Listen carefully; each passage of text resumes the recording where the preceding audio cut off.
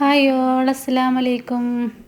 അപ്പോൾ ഇന്ന് ഞാൻ വന്നിട്ടുള്ളത് ഒരു കിഡിലൻ സ്നാക്സ് റെസിപ്പിയുമായിട്ടാണ്. നോമ്പ് മുറിക്കുന്ന സമയത്തൊക്കെ നമുക്ക് സിമ്പിളായിട്ട് തയ്യാറാക്കാൻ പറ്റിയ അടിപൊളി സ്നാക്കാണ്. നല്ല ടേസ്റ്റാണ്. അപ്പോൾ ഇതെങ്ങനെ ഉണ്ടാക്കുന്നത് നോക്കിയാലോ.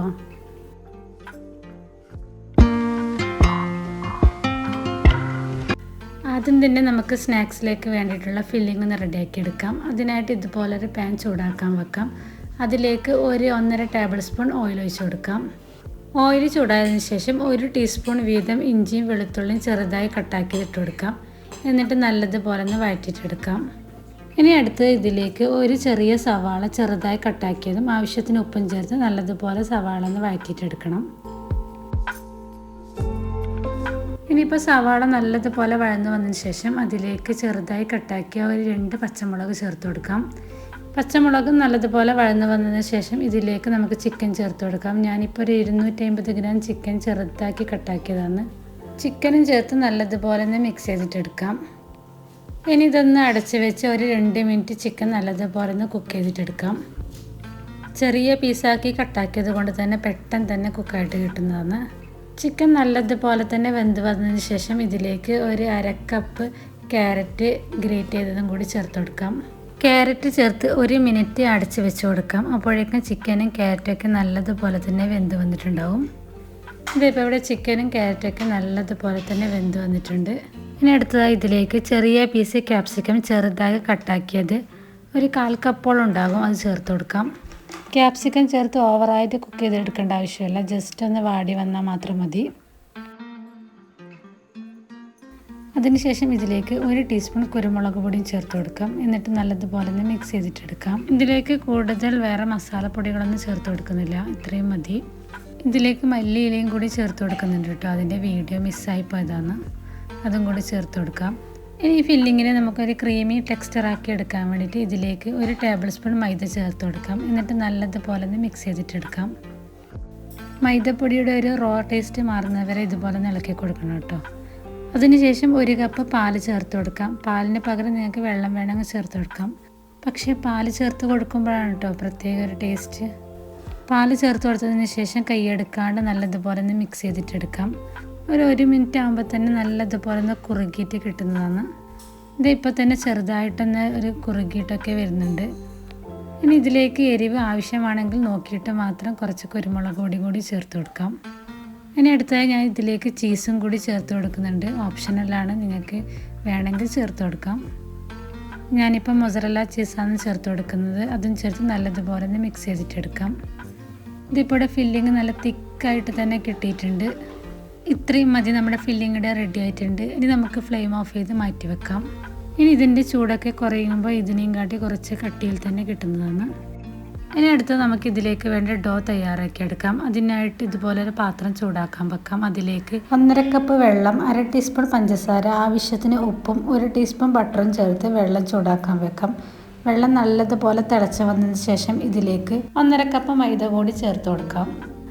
മൈദയും ചേർത്ത് നല്ലതുപോലെ ഒന്ന് വെള്ളത്തിൽ നിന്ന് കുഴച്ചിട്ടെടുക്കാം. ഇതുപോലെ അല്ലാണ്ട് സാധാരണ മൈദ കുഴച്ചെടുക്കുന്നത് പോലെ വേണമെങ്കിലും കുഴച്ചെടുക്കാം. ഇങ്ങനെ ഉണ്ടാക്കുന്ന സമയത്ത് നമ്മുടെ സ്നാക്സ് നല്ല സോഫ്റ്റ് ആയിട്ടായിരിക്കും ഉണ്ടാവുക. ഭയങ്കര സിമ്പിളാണ് ഇങ്ങനെ ആക്കിയെടുക്കാനും. ഇപ്പോൾ ഇതിലെ വെള്ളമൊക്കെ നല്ലതുപോലെ മൈദയിൽ പിടിച്ചിട്ടുണ്ട്. ഇനി നമുക്ക് ഫ്ലെയിം ഓഫ് ചെയ്യാം. ഇനി ഇത് ചൂടോട് കൂടി തന്നെ നല്ല സോഫ്റ്റായിട്ട് കുഴച്ചിട്ടെടുക്കാം. ആ ചൂടോട് കൂടി തന്നെ കുഴച്ചെടുക്കുമ്പോൾ കേട്ടോ നമുക്ക് ഒട്ടും തന്നെ കട്ടയില്ലാണ്ട് കുഴച്ചെടുക്കാൻ പറ്റും. 2-3 മിനിറ്റ് ഇതുപോലെ കുഴച്ചെടുക്കുമ്പോൾ തന്നെ ഡോ നല്ല സോഫ്റ്റായിട്ട് തന്നെ കിട്ടുന്നതാണ്. ഇതിപ്പോൾ നല്ല സോഫ്റ്റായിട്ട് തന്നെ കിട്ടിയിട്ടുണ്ട്. ഇങ്ങനെ ആക്കുന്ന സമയത്ത് നമുക്ക് പരത്തിയെടുക്കാനും ഭയങ്കര സിമ്പിളാണ് കേട്ടോ. ഒട്ടും ഒട്ടിപ്പിടിക്കാതെ തന്നെ നമുക്ക് പരത്തിയിട്ടെടുക്കാൻ പറ്റും. ഇനി നമുക്ക് ഇതെടുത്ത് വെക്കുന്ന സമയത്ത് ഇതിൻ്റെ മുകളിൽ എന്തെങ്കിലും കോട്ടൺ തുണിയോ എന്തെങ്കിലും വെച്ച് കൊടുക്കണം, അല്ലെങ്കിൽ പെട്ടെന്ന് തന്നെ ഡ്രൈ ആയിട്ട് പോകും. ഇനി മാവിൻ്റെ ഒരു പകുതിയോളം എടുക്കാം. ബാക്കി വന്നത് അതുപോലെ തന്നെ അടച്ചു വെക്കാം.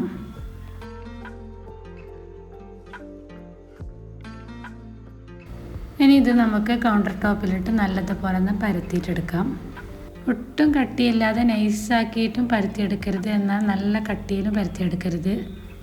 ഈ ഒരു തിക്കിൽ മാത്രം പരത്തിയിട്ടെടുത്താൽ മതി. ഇനി നമുക്ക് ഇതുപോലെ ഒരു പാത്രത്തിൻ്റെ അടപ്പ് കൊണ്ട് ഒന്ന് റൗണ്ട് ഷേപ്പിലൊന്ന് കട്ടാക്കിയിട്ടെടുക്കാം.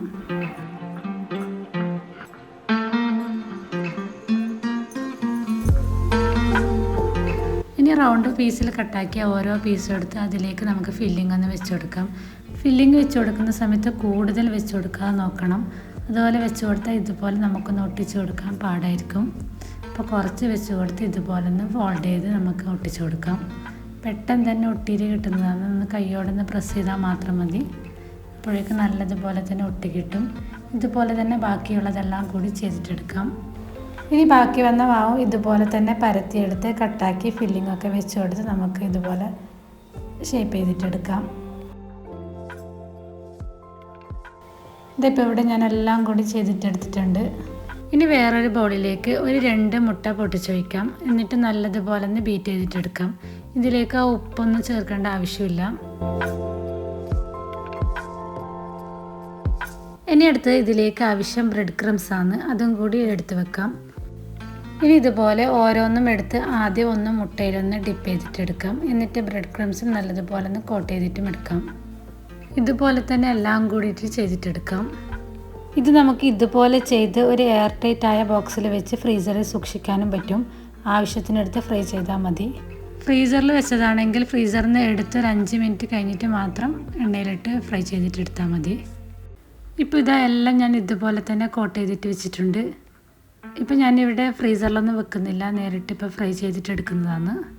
അതിനായിട്ട് ഇതുപോലെ ഒരു പാത്രത്തിൽ ആവശ്യത്തിന് ഓയിൽ ഒഴിച്ച് കൊടുക്കാം. അതിലേക്ക് നമുക്ക് ഓരോന്നിട്ട് ഫ്രൈ ചെയ്തിട്ടെടുക്കാം. ഒരു മീഡിയം ഫ്ലെയിമിൽ വെച്ചിട്ട് വേണം കേട്ടോ ഇതൊന്ന് ഫ്രൈ ചെയ്തിട്ടെടുക്കാൻ വേണ്ടിയിട്ട്.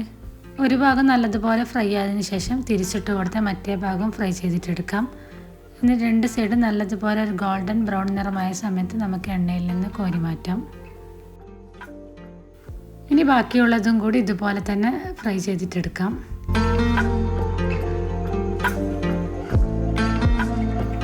ഇപ്പോൾ ഞാൻ ഇതെല്ലാം കൂടി തന്നെ ഫ്രൈ ചെയ്തിട്ടെടുത്തിട്ടുണ്ട്. നല്ല ചൂട് ചായക്കും ഇഫ്താറിനൊക്കെ കഴിക്കാൻ പറ്റിയ ഒരു അടിപൊളി സ്നാക്കാണ്. ഒരു വെറൈറ്റി ഫില്ലിങ്ങോട് കൂടി ഒരു അടിപൊളി സ്നാക്കാണ്. എന്തായാലും നിങ്ങൾ ഉണ്ടാക്കി നോക്കണം. അപ്പോൾ ട്രൈ ചെയ്ത് നോക്കിയിട്ട് നിങ്ങളുടെ ഫീഡ്ബാക്ക് കമൻറ്റിൽ പറയണേ. അപ്പോൾ വീഡിയോ ഇഷ്ടപ്പെട്ടാൽ ലൈക്ക് ചെയ്യാനും ഷെയർ ചെയ്യാനും മറക്കല്ലേ. ഇനി അടുത്തൊരു അടിപൊളി വീഡിയോ ആയിട്ട് വീണ്ടും വരുന്നതായിരിക്കും. Thanks for watching.